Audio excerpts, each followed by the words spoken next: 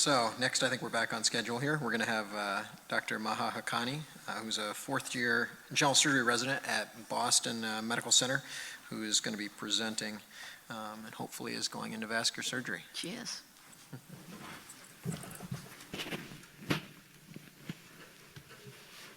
Oh, works great. Good afternoon, everyone. Thank you to the VQI and VAM for the opportunity to present our work. Let's see this work. We have a couple of disclosures as stated here. So some background on the problem. Peripheral arterial disease affects more than 20% of the population above the age of 80, and we have an ever-growing population above the age of 80. With that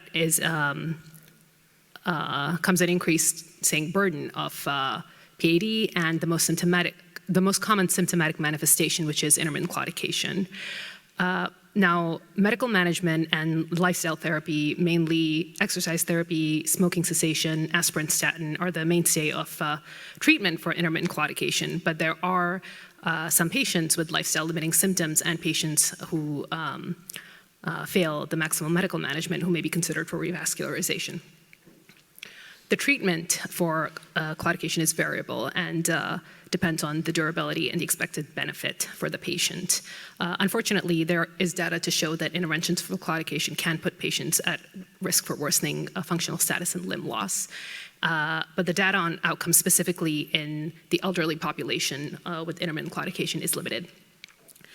So we set out to evaluate outcomes for intermittent claudication interventions, both open and endovascular, in Octogenarians and Nonagenarians, or patients aged 80 or greater. And we compared this to patients less than 80 years old.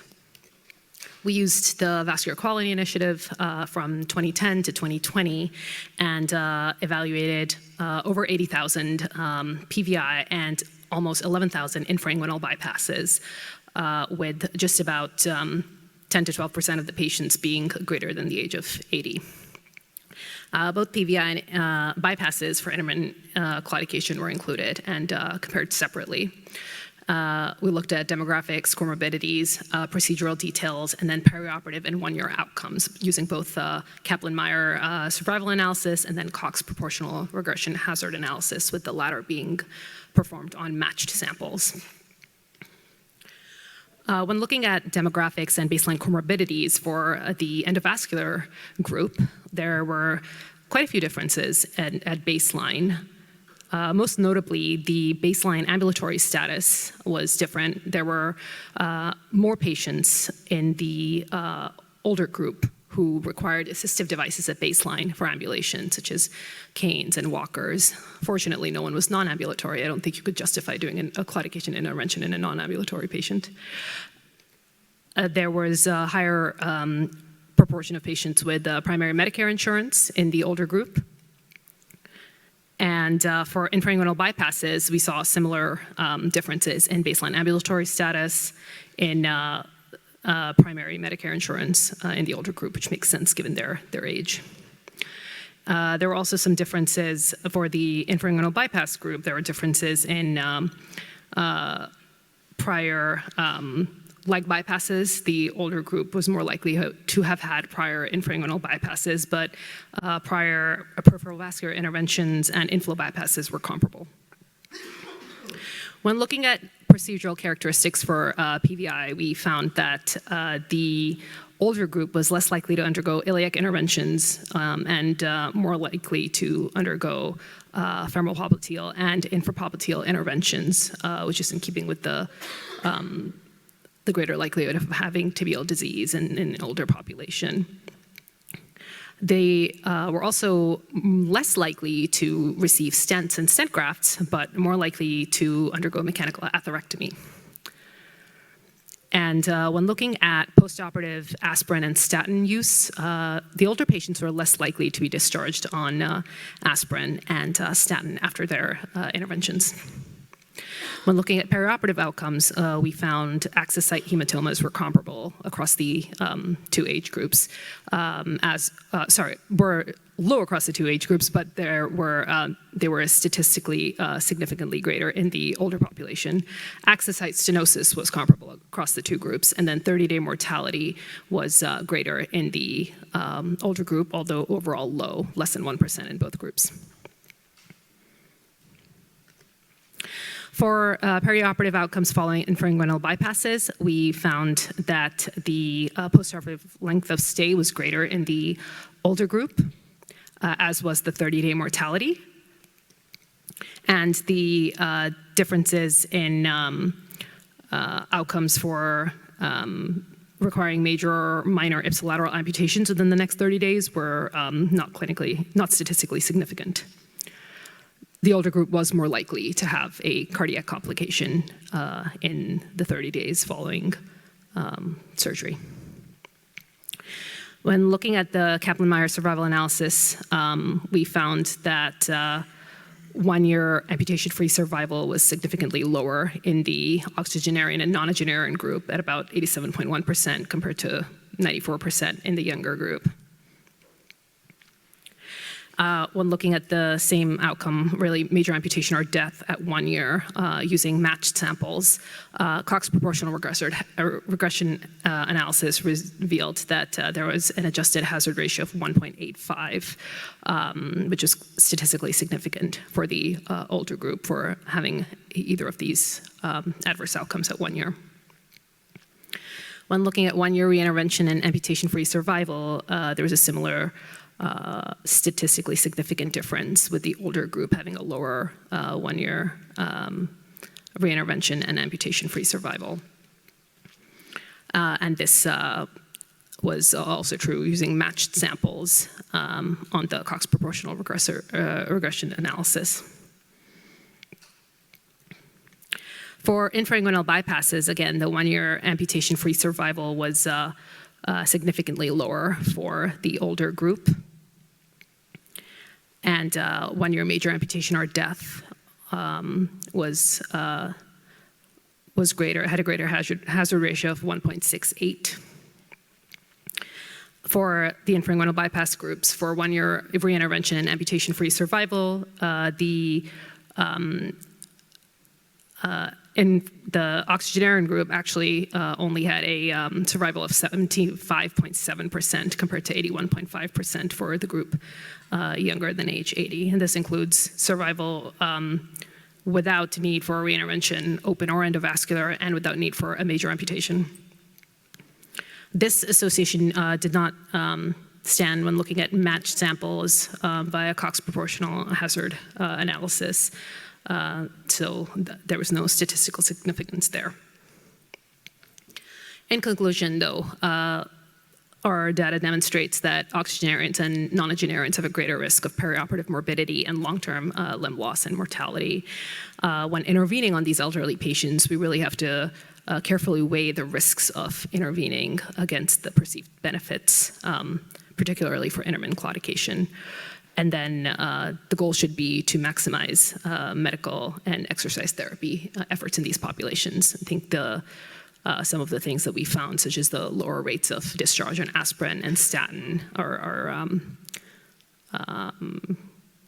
suggest that there is room for improvement in this area. Thank you. I'll take any questions.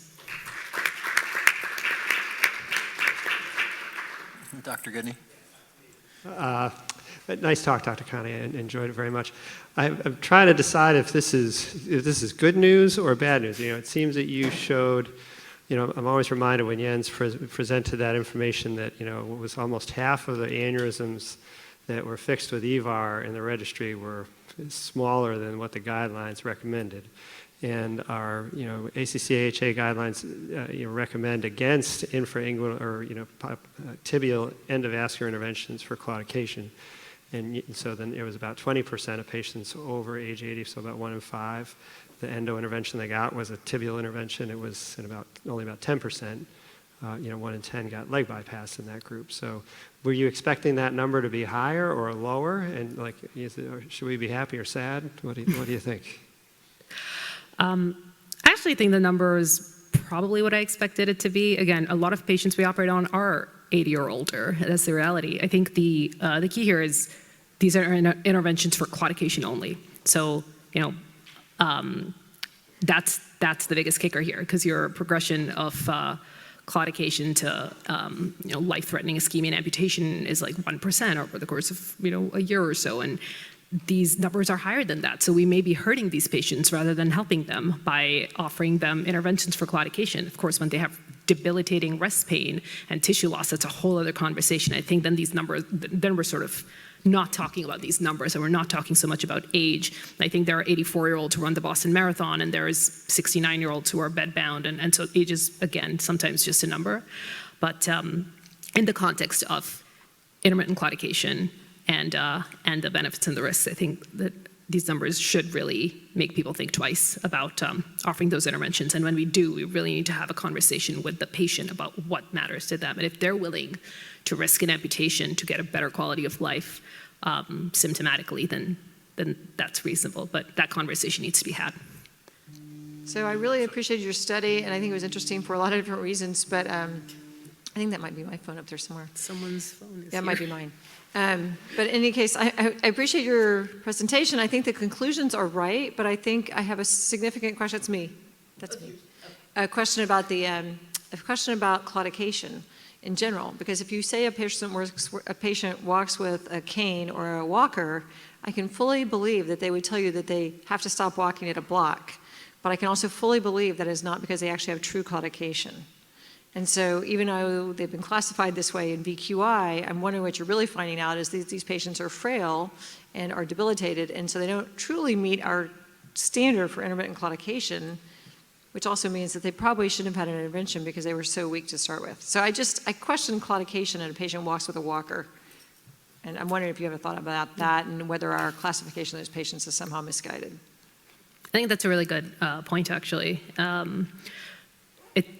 It's about 1 in 5, or just under 1 in 5, even for the older group who required assistive devices. So 80% or more were walking independently. But you're right that we could theoretically look at a subgroup analysis and see what the outcomes were just in patients who were not independently ambulatory at baseline.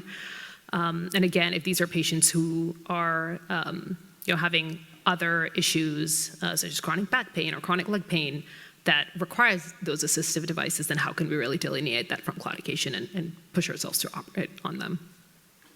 It's a very interesting analysis, but I must say I was kind of surprised you use survival or mortality as an endpoint. I mean, clearly patients who are over 80 are going to have a decreased survival or a higher mortality. Were you able to account for that in your analysis? So that's a great point. We did have a separate, I didn't put up the graphs here just in the interest of time, but we did have just 1 year mortality and 1 year survival, and then compared that to 1 year amputation-free survival and 1 year reintervention and amputation-free survival. And the way that Dr. Sirikis and I thought about that was you don't get free points for dying with your limb on for within a year of the intervention. So I understand the point, and I understand that the older group is just at baseline at a higher risk of mortality within 1 year, especially when you get to the Nonagenarians. I think one thing we can certainly look at is... what I would be interested in Yeah. is the reintervention rate or the limb loss rate, which is going to be very low in that. So it's really going to be reintervention or a functional outcome. Did it improve their walking distance? The VQI says, the guidelines that from 2015 say you had to have a 50% durability rate at 2 years for your claudication interventions. So survival matters.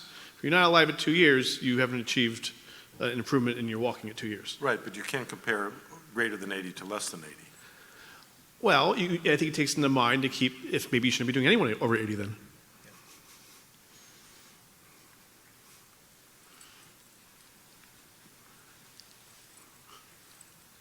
All right.